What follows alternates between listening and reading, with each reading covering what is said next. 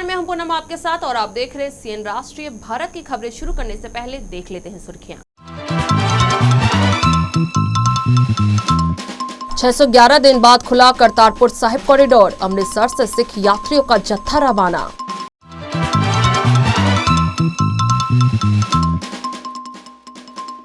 कंगना ने गांधी जी को बताया सत्ता का भूखा और चालाक, जयपुर में शिकायत दर्ज।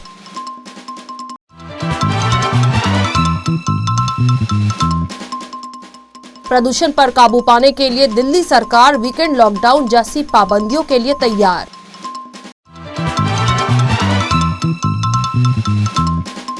कश्मीर मुद्दे पर भारत ने पाकिस्तान को लगाई लताड़, कहा सीमा पार से प्रायोजित आतंकवाद का देते रहेंगे जवाब। कॉमेडियन वीरदास ने अमेरिका के लाइव शो में दिया भारत विरोधी बयान, एफआईआर दर्ज होने के बाद दी सफाई।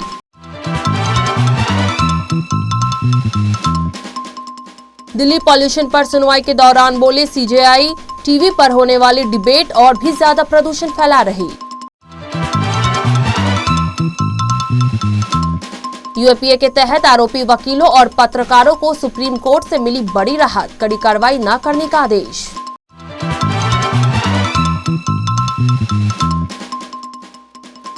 बारामूला में सीआरपीएफ पार्टी पर ग्रेनेड अटैक, 2 जवान और 1 नागरिक घायल।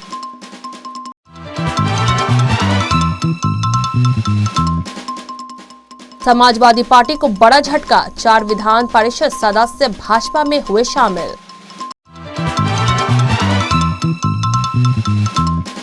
पीएम मोदी बोले भारत के लिए लोकतंत्र सिर्फ एक व्यवस्था नहीं, लोकतंत्र तो भारत का स्वभाव है, भारत की सहज प्रकृति है।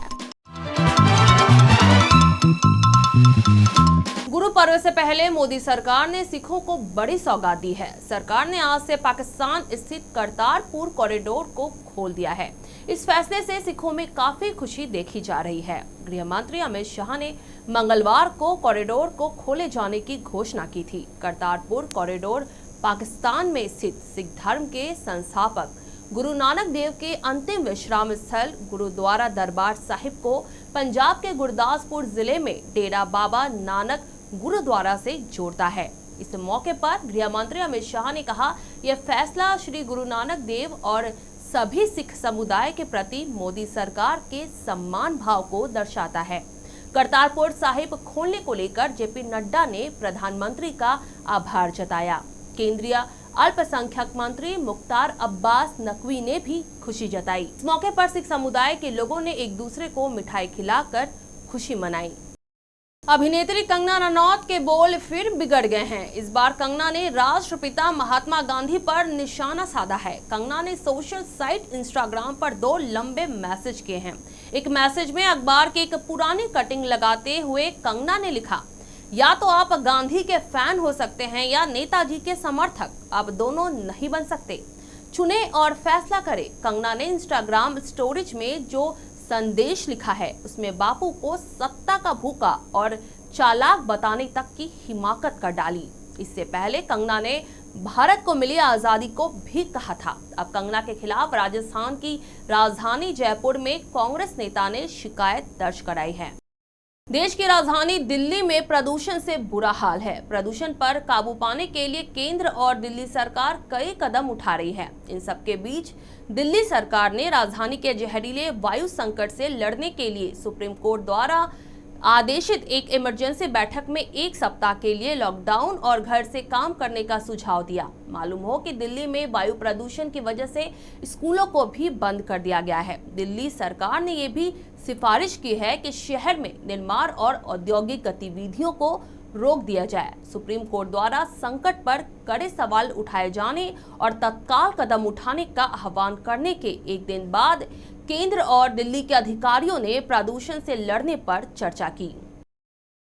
भारत ने संयुक्त राष्ट्र में मंगलवार को कहा कि वो पाकिस्तान से प्रायोजित सीमा पार आतंकवाद के खिलाफ दृढ़ और निर्णायक कार्रवाई करना जारी रखेगा। भारतीय प्रतिनिधि ने यह भी कहा कि किसी भी सार्थक वार्ता के लिए अनुकूल माहौल बनाने की जिम्मेदारी पाकिस्तान की है, जो केवल आतंक, शत्रुता और हिंसा से मुक्त माहौल में आयोजित की जा सकती है। संयुक्त राष्ट्र में भारत के स्थायी मिशन की काउंसलर काजल भट्ट ने संयुक्त राष्ट्र सुरक्षा परिषद में पाकिस्तान को करारा जवाब दिया। उन्होंने कहा, भारत पाकिस्तान सहित सभी पड़ोसी देशों के साथ सामान्य संबंध चाहता है और अगर कोई लंबित मुद्दा है तो उसे शिमला समझौते और लाहौर घोषणा के अनुसार द्विपक्षीय और शांतिपूर्ण तरीके से निपटाने के लिए प्रतिबद्ध है।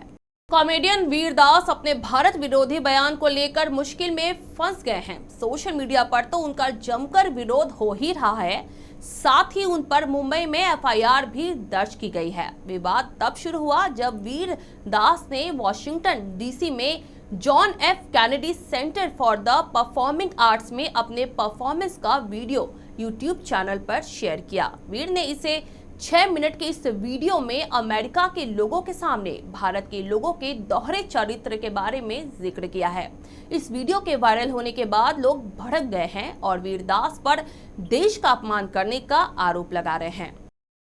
दिल्ली में वायु प्रदूषण के चलते लोगों का काफी परेशानी झेलनी पड़ रही है। बता दें कि इसको लेकर सुप्रीम कोर्ट में दाखिल की गई याचिका पर बुधवार को सुनवाई करते हुए सर्वोच्च अदालत के इस जस्टिस सूर्यकांत ने कहा कि दिल्ली के अक्टूबर-नवंबर में चौक जैसी स्थिति हो जाती है। आखिर साल भर केंद्र और दिल्ली सरकार इसको लेकर क्या करते हैं।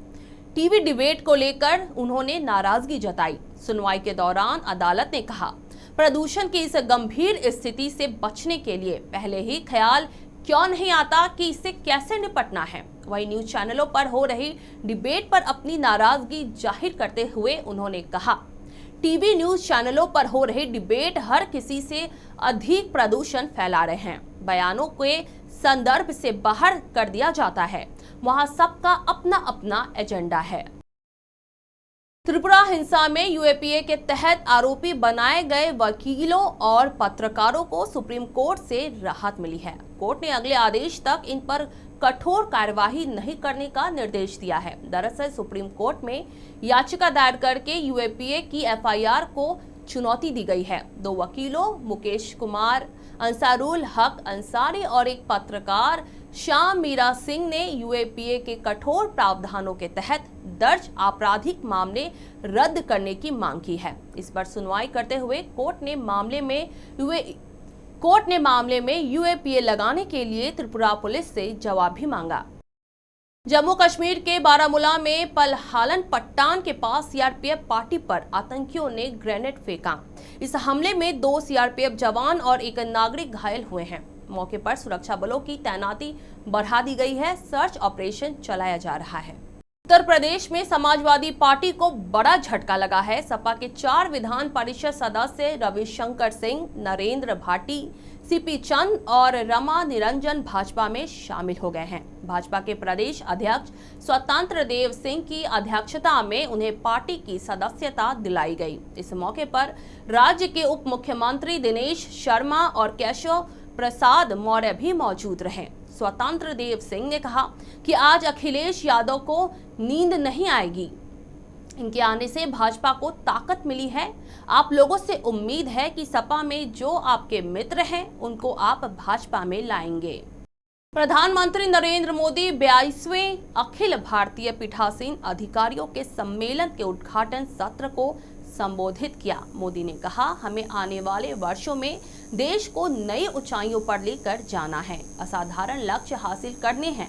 ये संकल्प सबके प्रयास से ही पूरे होंगे और लोकतंत्र में भारत की संघीय व्यवस्था में जब हम सबका प्रयास की बात करते हैं तो सभी राज्यों की भूमिका उसका बड़ा आधार होती है। प्रधानमंत्री ने कहा कि भारत के लिए लोकतंत्र सिर्फ एक व्यवस्था नहीं है, लोकतंत्र तो भारत का स्वभाव है, भारत की सहज प्रकृति है। उन्होंने कहा, ये सम्मेलन हर साल कुछ नए विमर्शों और नए संकल्पों के साथ होती है। हर साल इस मंथन से कुछ न कुछ अमृत निकलता है। आज इस परंपरा को 100 साल हो रहे हैं। ये भारत के लोकतांत्रिक विस्तार का प्रतीक है।